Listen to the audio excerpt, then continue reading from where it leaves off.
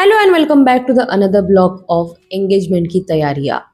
तो आज सुबह सुबह उठ के मेरे बहन ने मुझे काम पे लगा दिया था। ये साखरपुड्याचे पुडे असतात, आमच्याकडे तर नाही करत, बट हे ट्रेंडिंगमध्ये काहीतरी आहे, त्याच्यामुळे आम्ही पण मस्त तयार केले हे साखरपुड्याचे पुडे.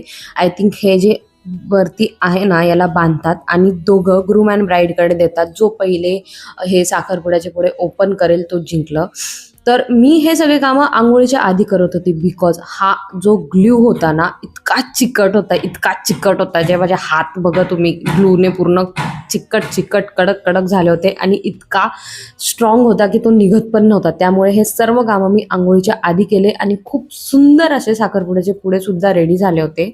हा व्हिडिओ जेव्हा तुम्ही बघत असाल तोपर्यंत आय थिंक आमची एंगेजमेंट झाली असेल. अंघोळ झाल्यानंतर एक पार्सल आलं होतं, त्याची एक्साइटमेंट तर बघा. जे पार्सल आमचं होतं पण नाही, हे होतं मम्मीचं. तिच्या साडीवरती आम्ही एक नेकलेस ऑर्डर केला होता, जो आम्ही एकदम बेरहमीने ओपन केला.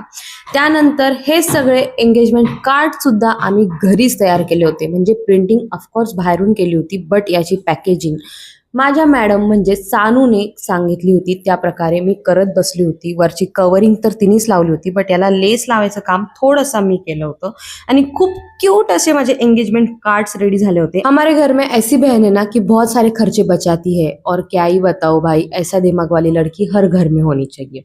इतना काम करने के बाद भाई मैडम ने बनाई थी चीज मैगी, वो खाई और उसी के साथ आज हमने हमारा दिन एंड किया. बाय.